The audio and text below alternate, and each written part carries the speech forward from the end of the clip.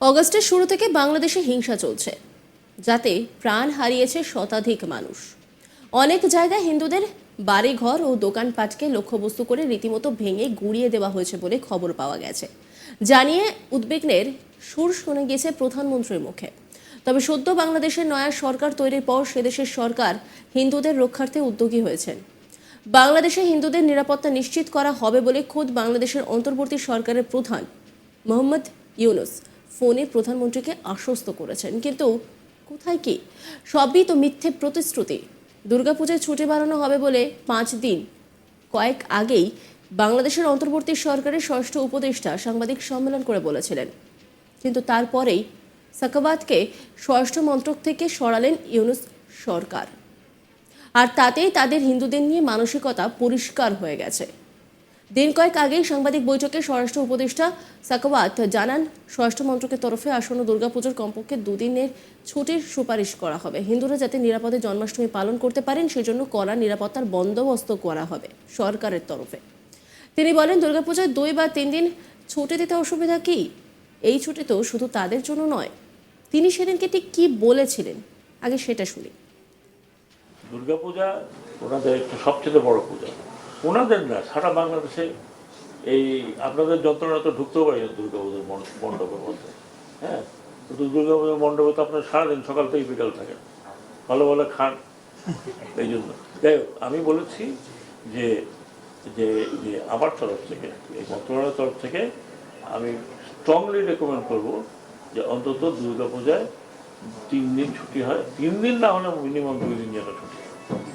তো কারণ অনেকে ঠিকই বলেছেন যে একদিন ছুটি হয়, তার আগের দিন যে ইস্যু হয়, যারা চাকরি বাকরি করে তারা যেতে পারবে।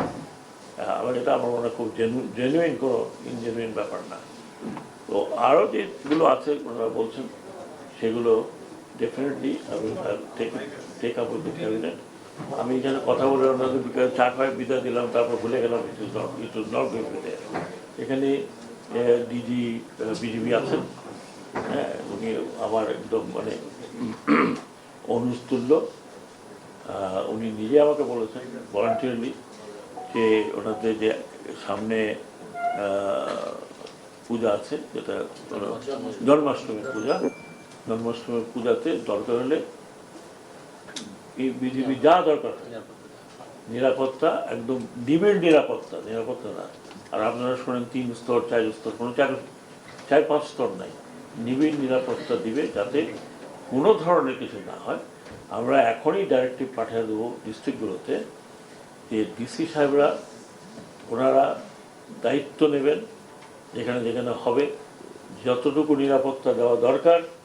যদি পুলিশ কম হয় তাহলে অন্য কাউকে নিয়ে আসবেন, আনসার নিয়ে আসলে ডিস্ট্রিক্টে আমাদের যেখানে রিজনাল হেডকোয়ার্টার আছে, বিজিবির রিজনাল হেডকোয়ার্টার আছে, ওনারা চাইলে ওনারা ডেফিনেটলি পাবেন। আমি চাই না যে কোনো রকমের কোনো কী বলে থার্ড কলামিস্ট একটা কিছু করুক, করে আমাদের বদনাম করুক, দেশের বদনাম করুক, সেটা ওনারাও চান না। এবং এই যে বলে যে ওদিকে চলে যাবো, তো ওনারাও জানে ওখানে গেলে সেকেন্ড ক্লাস সিটিজেন হয়ে কেউ থাকতে চায়, নিজের দেশের মধ্যে থাকতে চায়। আর বেশিরভাগই আমি যেটা মনে করি, এটা কোনো ধর্মভিত্তিক কোনো মারামারি হয় না। মারামারি হয় ওকে ভাগায় দিলে ওর জমিটা দখল করতে পারবো। এটা হলো পলিটিক্যাল লোকজন করে, পুকুর দখল করব, জমি দখল করব, আর ভিটা দখল করব। তো এইটা তো আমাদের শুধু যে মাইনরিটির প্রবলেম না, এটা তো আমাদের গরিব মানুষকেও ধাক্কায় বাইক করে জমি দখল করতে হচ্ছে। এই কয়েকদিন আগে আমাকে একজন ফোন করছে, আজকে সকালে, তোমরা কত কাঠা জমি ছিল one of the retired air force house, এই মাটি কাটার জন্য। বলে আমি 14 বছর আগে কিনছি, তো এখন ডেভেলপারকে দিয়ে ঘর উঠাতে গেছি, আরেকজন এসে দখল করে ফেলছে। আমি এখন কিছু করতে পারছি না। তো এই দখল তো ওনাদের দখল না, দখল তো পারলে পুরো দেশ দখল করে, বাকিটা বাদ দেন। আমি ওনাদেরকে কথা দিয়েছি, বিজেপি এখানেই কথা দিয়েছে যে ওনারা যখন ওনাদের প্রোগ্রাম হবে আমাদের থেকে আগে বলবে। এখানে আমাদের সেক্রেটারি সাহেব আছেন, পুরো মিনিস্ট্রি আছে। আমাদের কাজ এখানে আর কোনো কাজ নেই। লোকজনকে সুরক্ষা দেওয়া, মানুষের যাতে সেটা হিন্দু হোক, মুসলমান হোক, খ্রিস্টান হোক, এটা আমাদের দায়িত্ব টু প্রোটেক্ট এভরিবডি। তাঁর এই মন্তব্যের পরে দুর্গাপুজোয় এই ছুটি নিয়ে সংশয় তৈরি হয়। মাত্র 9 দিন আগে গঠিত হয়েছিল বাংলাদেশের অন্তর্বর্তীকালীন সরকার। এরই মধ্যে উপদেষ্টা মণ্ডলীতে এত বড় রদবদল হওয়ায় হতবাক অনেকেই। তবে রিপোর্ট অনুযায়ী বিভিন্ন আওয়ামী লীগপন্থী মন্তব্যের জেরেই বদলি হতে হয়েছে সাকওয়াতকে। এই আবহে সাকওয়াত হোসেনকে স্বরাষ্ট্র মন্ত্রণালয় থেকে সরিয়ে অন্য মন্ত্রণালয়ের দায়িত্ব দেওয়া হয়েছে। এই রদবদল হওয়ায় হতবাক অনেকেই। কয়েকদিন আগে বাংলাদেশের হিন্দুদের নিরাপত্তা নিশ্চিত করা হবে বলে খোদ বাংলাদেশের অন্তর্বর্তী সরকার প্রধান মোহাম্মদ ইউনুস ফোন করেছিলেন প্রধানমন্ত্রী নরেন্দ্র মোদীকে, আর সেখানে হিন্দুদের রক্ষা করার আশ্বাসও দেন তিনি।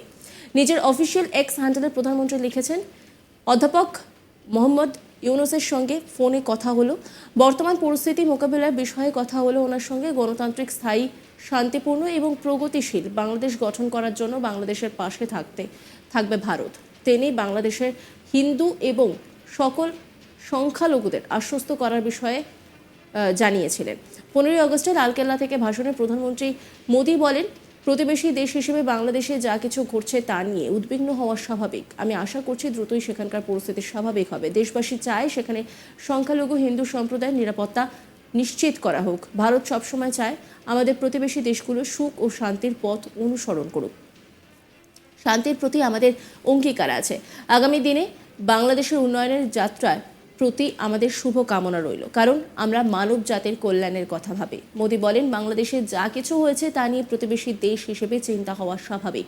আমি আশা করব ওখানে অবস্থা শীঘ্রই স্বাভাবিক হবে। 140 কোটি দেশবাসীর চিন্তা ওখানে হিন্দু সংখ্যালঘুদের নিরাপত্তা সুনিশ্চিত হোক। আমাদের প্রতিবেশী দেশ শান্তির পথে চলুক। আমরা আগামী দিনে বাংলাদেশের বিকাশ যাত্রায় সর্বদা শুভ চিন্তা রাখব, কারণ আমরা মানব জাতির ভালো চাই। আজ আমাদের সংবিধানের 75 বছর হচ্ছে।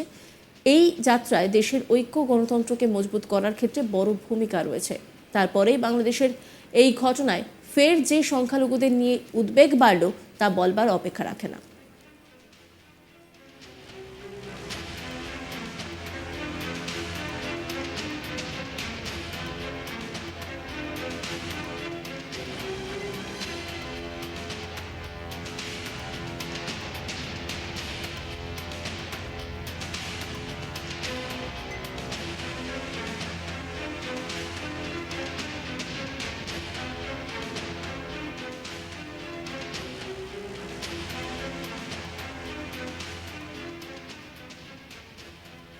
নজর রাখুন আজ তাক বাংলার ইউটিউব স্ট্রিমিংয়ে। পাশাপাশি লাইক এবং শেয়ার করতে ভুলবেন না, সাবস্ক্রাইব করতে ভুলবেন না।